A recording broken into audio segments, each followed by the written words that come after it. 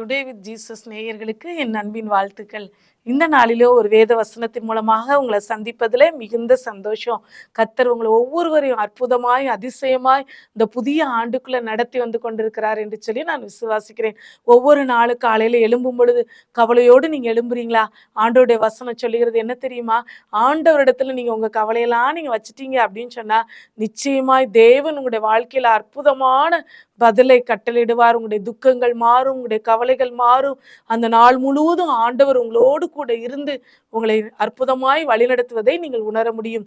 இந்த நாளிலே உங்களோடு பேசும்படியாக ஆண்டவர் எனக்கு கொடுத்த வசனம் என்ன அப்படின்னு சொல்லி பார்த்தோமானால், மத்தேயு 6ஆம் அதிகாரம் 6வது வசனத்திலே இப்படியாக ஆண்டவர் எழுதி வைத்திருக்கிறார். மலை பிரசங்கத்திலே ஜனங்களை பார்த்து சொல்லும் பொழுது, நீயோ ஜெபம் பண்ணும் பொழுது உன் அறை வீட்டுக்குள் பிரவேசித்து உன் கதவை பூட்டி அந்தரங்கத்தில் இருக்கிற உன் பிதாவை நோக்கி ஜெபம் பண்ணு.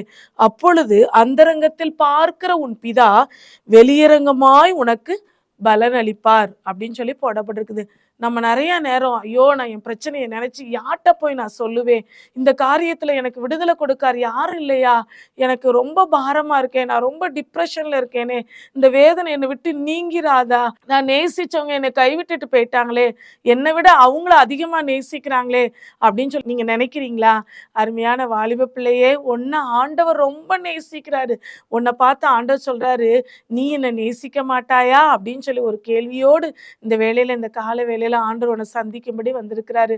அவரிடத்துல போய் நீ ஜெபிக்கும்படி நீ போகணும் மகளே. ஒவ்வொரு நாளும் தேவ சமூகத்துல நீ அமர்ந்திருந்து, ஏசப்பா நான் உங்ககிட்ட பேச வந்திருக்கிறேன், என் ப்ராப்ளத்தெல்லாம் உங்க மேல நான் இறக்கி வைக்க வந்திருக்கிறேன், நீங்க என் பிரச்சனைக்கு நீங்க பதில் கொடுங்க, என்னை நடத்துங்க அப்படின்னு சொல்லி நீங்க ஆண்டவர்கிட்ட நீங்க போயிருங்களேன். ஆண்டவர் சொல்றாரு, உன் அறை வீட்டுக்குள் பிரவேசித்து அப்படின்னு சொல்லி போடப்பட்டிருக்குது. ஃபர்ஸ்ட் நீங்க என்ன செய்யணும் தெரியுமா? உங்க அறை வீட்டுக்குள்ள போகணும் அப்படின்னு சொல்லி சொல்றாங்க. அவருடைய சமூகத்துல அவருடைய பாதத்துல நீங்க வந்துருங்க. அது ஒரு சின்ன அறை வீடா இருக்கலாம், ஒருவேளை ஒரு ஹால் தான் இருக்குது, அந்த ஹால்ல தான் நாங்க படுக்கணும், அந்த ஹால்ல தான் நாங்க படிக்கணும், அந்த ஹால்ல தான் நாங்க சாப்பிடணும் அப்படின்னு சொல்றீங்களா? அந்த ஒரு சின்ன அறையிலையும் ஒரு குட்டி கார்னர் இயேசுவுக்கும் உனக்கும் அப்படின்னு சொல்லி நீங்க வச்சிருங்களேன். அப்படி இந்த புது வருஷத்துல இந்த நாள்ல இருந்து உங்களுடைய லைஃபை நீங்க ஸ்டார்ட் பண்ணுங்களேன். இது நானும் இயேசுவும் அமர்ந்திருக்கிற ஒரு இடம் அப்படின்னு சொல்லி ஒரு அறையை நீங்க நியமித்து கொள்ளுங்க. ஒரு பர்டிகுலர் பிளேஸை நீங்க ஃபிக்ஸ் பண்ணிக்கோங்க. அறை வீட்டுக்குள் பிரவேசித்து அப்படின்னு சொல்லி போட்டுட்டு அது அடுத்து சொல்லப்பட்டிருக்குது, அந்தரங்கத்தில் இருக்கிற உன் பிதாவை நோக்கி அப்படின்னு சொல்லி போடப்பட்டிருக்குது. நீ பூட்டி இருக்கிற அறைக்குள்ள ஏசப்பா வந்துருவார் மகளே. நீங்க ஏசப்பாவை தேடி சர்ச்சுக்கு போகணும், அல்லது ஒரு சாப்பலுக்கு போகணும், ஒரு ப்ரேயர் மீட்டிங் போகணும் அப்படின்னு சொல்லி இல்லை. நீ எந்த அறைக்குள்ள இருந்து இயேசுவை நோக்கி நீ கூப்பிடுறியோ அந்த இயேசு ஆண்டவர் உன் அறைக்குள்ள பிரவேசித்து உன் அந்தரங்கத்தில் இருக்கிற உன் பிதாவை நோக்கி நீ வேண்டுதல் செய்யும் பொழுது அவர் உன் அந்தரங்கத்தெல்லாம் பார்க்கிறாரா மகளே. நீ ஆண்டவருக்கு எதையுமே நீ மறைக்க முடியாது. இன்னர் ஹார்ட்ல நீ என்ன யோசிக்கிற, என்ன நீ செய்யணும்னு நினைக்கிற அப்படிங்கிறதெல்லாம் அவருக்கு தெரியும். நீ எல்லாரையும் மறைச்சிடலாம், உங்க பேரண்ட்ஸை மறைச்சிடலாம், உன் ஃப்ரெண்ட்ஸை மறைச்சிடலாம், உன்னை கைட் பண்றவங்களை நீ மறைச்சிடலாம். ஆனா இயேசுகிட்ட நீ எதையுமே மறைக்க முடியாது மகளே. உன் அந்தரங்கத்தை பார்க்கிற இயேசு, அவருக்கு எல்லாம் தெரியும். உன் அந்தரங்கத்தை பார்க்கிற இயேசுவினிடத்துல அவர் நீ ஜெபிக்க போயிட்ட அப்படின்னு சொன்னா நீ எல்லாத்தையும் ஓப்பனா நீ ஷேர் பண்ணு. அவர்கிட்ட மறைக்காத, ஆண்டவரே இந்த பாவத்தை விடணும்னு நினைக்கிறேன், என்னால முடியல சுவாமி, இந்த நபர் என்னை மிஸ்கைட் பண்றாங்கன்னு சொல்லி எனக்கு தெரியுது, ஆனாலும் அதுல நான் விழுந்துட்டேன், அவங்கள எப்படி அவாய்ட் பண்ணணும்னு எனக்கு தெரியல, அந்த இடத்த விட்டு நான் எப்படி தப்பிக்கணும்னு சொல்லி தெரியல அப்படின்னு சொல்லி நீ கேட்குறியா? உன் இன்னர் ஹார்ட்டை அறிஞ்சிருக்கிற ஆண்டவர், அவர் உன் அந்தரங்கத்தை பார்க்கிற ஆண்டவர், அவரிடத்துல நீ உன் காரியத்தை நீ தெரியப்படுத்திட்ட அப்படின்னு சொன்னா நிச்சயமாய் அவர் உனக்கு பலன் அளிக்கிற தேவனா இருக்கிறார், பதில் கொடுக்கிற தேவனா இருக்கிறார். அவர் கொடுக்கிற உன் பதில் எப்படிப்பட்ட பதிலா இருக்கும் அப்படின்னு சொன்னா வெளியரங்கமாய் உனக்கு பலன் அளிப்பார் அப்படின்னு சொல்லி போடப்பட்டிருக்குது. நீ எந்த காரியத்துக்காகவும் அறை வீட்டுக்குள்ள இருந்து நீ கண்ணீர் வடிக்கிறியோ அந்த காரியத்தை கேட்கிற ஆண்டவர் உனக்கு அற்புதமான பலனை உன் வாழ்க்கையில கட்டளையிட போறாரு. ஒருவேளை எனக்கு படிப்பே வரல, நான் ரொம்ப மோசமான மார்க் வாங்கிட்டு இருக்கிறேன், நான் இந்த செமஸ்டர்ல நான் ஃபெயில் ஆயிடுவேனோ சப்ஜெக்ட்ல அப்படின்னு சொல்லி நீங்க யோசிக்கிறீங்களா? அல்லது இன்னும் உங்களுக்கு 12th எக்ஸாம் 10th எக்ஸாம்லாம் எழுத போற பிள்ளைங்களுக்கு இன்னும் நான் ப்ராப்பரா டேஸை நீங்க கவுண்ட் பண்ணி பார்த்தீங்க அப்படின்னு சொன்னா குறைஞ்சது ஒரு 50 to 60 days தான் இருக்கும். இந்த டேஸ்க்குள்ள நான் இவ்வளோ போர்ஷனை நான் எப்படி கவர் பண்ண போறேன்? இவ்வளோ இந்த அகடமிக் இயர் ஃபுல்லா நான் வேஸ்ட் பண்ணிட்டேனே, இன்னும் குறிக்கப்பட்டிருக்கிற இந்த நாள்ல எப்படி நான் கம்ப்ளீட் பண்ண போறேன்? எப்படி நான் நல்ல மார்க் வாங்க போறேன்? அப்படின்னு சொல்லி நீ யோசிச்சுக்கிட்டு இருக்கிறியா? ஆண்டவர் உனக்கு அற்புதமான பதிலை கொடுக்கும்படி உன் பக்கத்துல வந்திருக்கிறார் மகளே. நீ ஆண்டவர்கிட்ட நீ பேசு.